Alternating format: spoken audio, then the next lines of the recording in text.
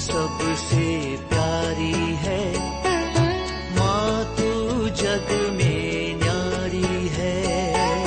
माँ तू सबसे प्यारी है, माँ तू जग में न्यारी है।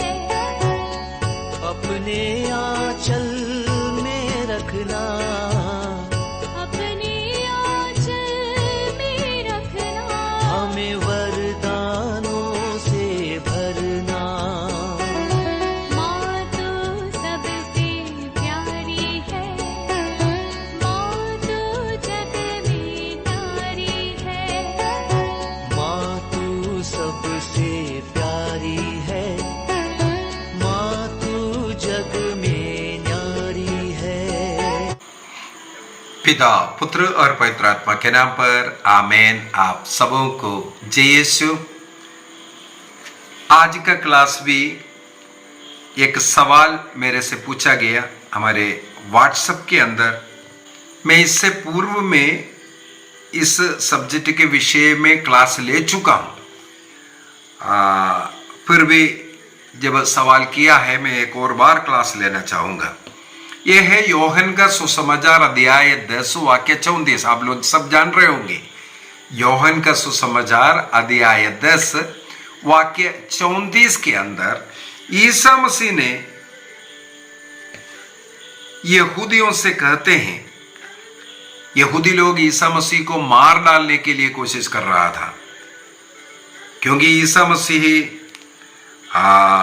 जो अध्याय 10 हमें मालूम है भले गडरिया का दृष्टांत के द्वारा, और अध्याय 10 का वाक्य 30 में आकर के ईसा मसीह कहते हैं मैं और पिता एक है, मैं और पिता एक है। तो ईश्वर का पुत्र कह रहा है और बोल रहा है मैं ईश्वर हूं। तब लोग ईसा मसीह को मारने के लिए पत्थर भी उठा लिया। तब ईसा मसीह वहां पर एक बात उन लोगों को बता कर दे रहा है।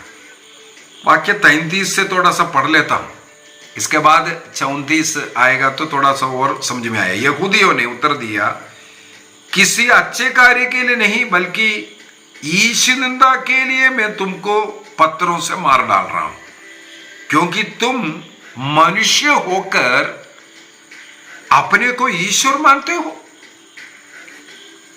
मनुष्य है तुम, अपने को ईश्वर मान रहा है, और मैं और पिता ईश्वर एक है करके बोल रहा है। तभी ईसा मसीह, अभी आपको समझ में आया होगा 34 अभी क्या बोल रहा है। इस पीछे का कहानी अगर समझ में आएगा तब हमें आगे जो प्रभु ने जो बोला है, क्यों बोला है, यह समझ में आएगा।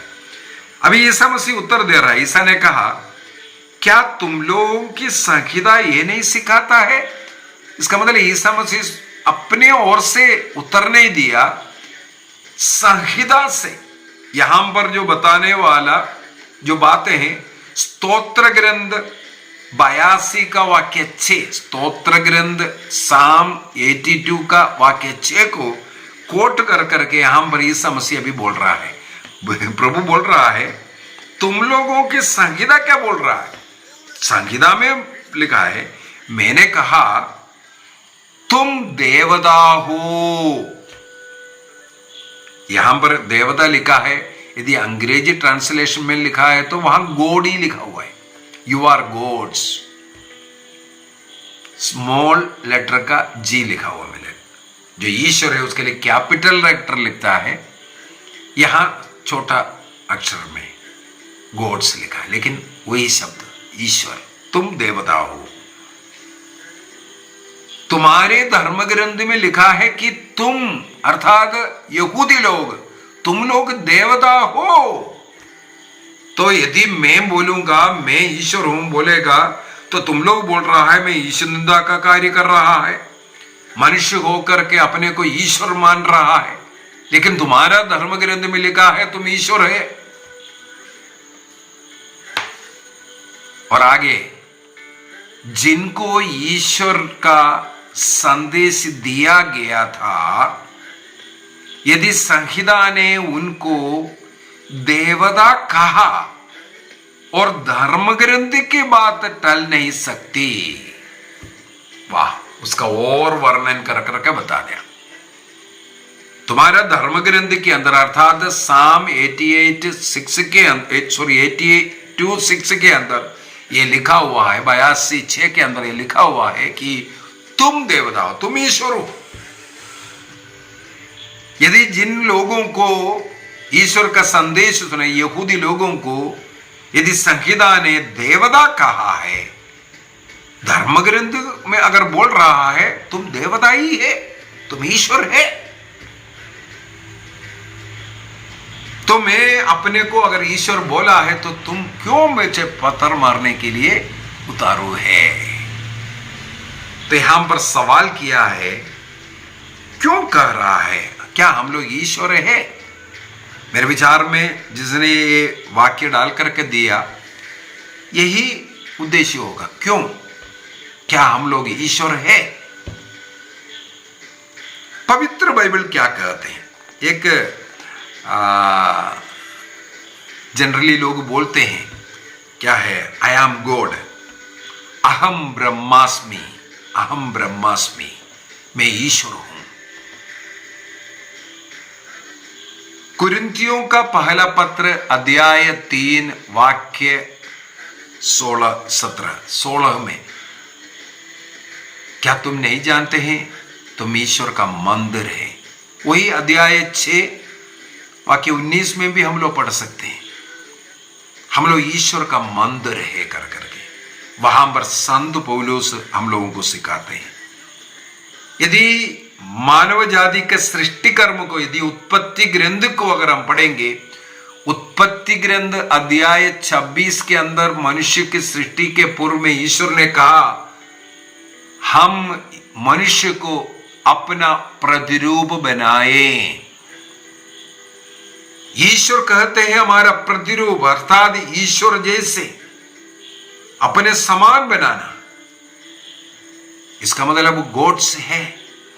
ईश्वर ने मनुष्य को ईश्वर के समान बनाया है, इसलिए स्तोत्र ग्रंथ के अंदर साफ साफ लिखा है तुम देवता हो, यू आर गॉड्स, आप ईश्वर है।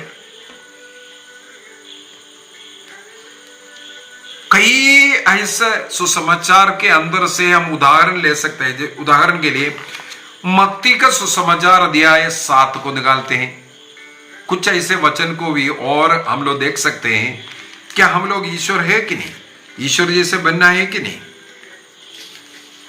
मत्ती का सुसमाचार अध्याय 5 आखिरी वाला 48वां वाक्य में लिखा है, इसलिए तुम पूर्ण बनो जैसे तुम्हारा स्वर्गीय पिता पूर्ण है। इसका मतलब पूर्ण पिता है, पिता के समान तुम भी पूर्ण बनो। किस प्रकार बनना है उससे पहले वर्णन किया हुआ है, शत्रुओं से प्रेम करो, तुम्हारी निंदा करने वाले, तुम्हें दुख देने वालों को क्षमा करो, प्यार करो। ये बताने के बाद शत्रुओं को भी प्रेम करने के विषय में बता करके दे रहा है 48वां वाक्य में, इसलिए तुम भी पूर्ण बनो, ईश्वर जैसे बनो।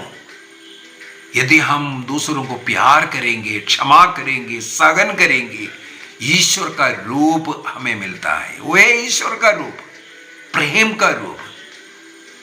यूहन्ना का पहला पत्र अध्याय 4 वाक्य 8 और 16 में 2 बार संत यूहन्ना लिखते हैं ईश्वर प्रेम है, ईश्वर प्रेम है। जिस व्यक्ति में उस प्रेम नहीं है वो ईश्वर का संतान नहीं हो सकता है। ईश्वर का संतान वो है जो ईश्वर का प्रेम जिसके अंदर निवास करते, जो प्रेम करते हैं। जो घृणा, बैर, लड़ाई झगड़ा करने वाला शैतान का संतान है। सत्य का जीवन, ईमानदारी का जीवन, पवित्रता का जीवन जीने वाला ईश्वर के उस स्वभाव को प्रकट करता है। बाइबल हमें यह सिखाता है। लूकस का सुसमाचार में भी जाना चाहूंगा। लूकस का सुसमाचार उसके अध्याय 6 के अंदर इसी प्रकार शत्रुओं से प्रेम करो ऐसा ऐसा सिखा करके लास्ट में 35वां वाक्य में 35 तुम सर्वोच्च प्रभु के पुत्र बन जाओगे। क्योंकि वह भी कृतज्ञों और दुष्टों पर दया करता है। अर्थात उससे पहले तुम क्षमा करना, प्रेम करना, ऐसा बोल करके सिखा करके यदि ऐसा तुम करोगे तो सर्वोच्च प्रभु के पुत्र बन जाओगे। योहन का पहला पत्र अध्याय 3 वाक्य 1 में ये लिखा है, आप सचमुच ईश्वर का पुत्र है, यू आर गॉड्स। तो बाइबल बार बार हमें यह भी सिखाता है कि हम ईश्वर का पुत्र है, ईश्वर का समान है, वी आर गॉड्स। तो ईसा मसीह बोल रहा है, जब पुराने विधान में ही ये लिखा हुआ है यू आर गॉड्स, तो यदि मैं बोल रहा हूं मैं और पिता एक है, तो तुम लोग मुझे क्यों पत्थर मार रहा है? मेरे विचार में आप लोग इसको समझ गया होगा। योहन का सुसमाचार अध्याय 10 वाक्य 34 में जो लिखा, तुम देवता हो, यू आर गॉड्स, उसका क्या मतलब है, क्यों ईसा मसीह ने बोला और सचमुच में ये वचन कहाँ लिखा हुआ है, उसको कोट कर करके ईसा मसीह ये स्थापित करने के लिए वो ईश्वर है और तुम भी ईश्वर का संतान है, ईश्वर का समान रहना चाहिए, ईश्वर उसमें ही आनंदित होता है। हम ईश्वर के समान नहीं बनेगा तो धीरे धीरे शैतान का समान बन जाएगा। इसलिए ईश्वर चाहता है हम हमेशा ईश्वर के समान दिखे। वी आर गॉड्स, अहम ब्रह्मास्मि। आइए हम अपनी आंखें बंद करें, प्रभु को धन्यवाद दें, हमें प्रभु के प्रतिरूप बनाने के लिए धन्यवाद दें। प्रभु को जानने, प्रभु में जीने और प्रभु हमारे अंदर, प्रभु और हम मिलकर के एक बन करके रहने में ऐसे जो अवसर दिया उसके लिए प्रभु को धन्यवाद दें। एक निर्णय करें, इस प्रकार प्रभु के शरीर रक्त को रोज ग्रहण करते हुए, पवित्र मिस्सा बलिदान में भाग लेते हुए और प्रार्थना करते हुए, बाइबल पढ़ते हुए, वचन के अनुसार जीवन जीते हुए हम प्रभु जैसे बन करके रहेंगे। क्योंकि प्रभु ने कहा तुम देवता हो, यू आर गॉड्स। हमें ऐसे ही बने रहना है। हम ईश्वर का संतान है, ईश्वर ने हमें अपने प्रतिरूप में बनाया है। हम ईश्वर का मंदिर है, हमारे शरीर पवित्र है, ईश्वर का निवास स्थान है। निर्णय कीजिए, प्रभु हम सबों को इस प्रकार एक अच्छा जीवन जीने का कृपा प्रदान करे, पिता, पुत्र और पवित्र आत्मा के नाम पर आमीन। आप सबों को जय यीशु।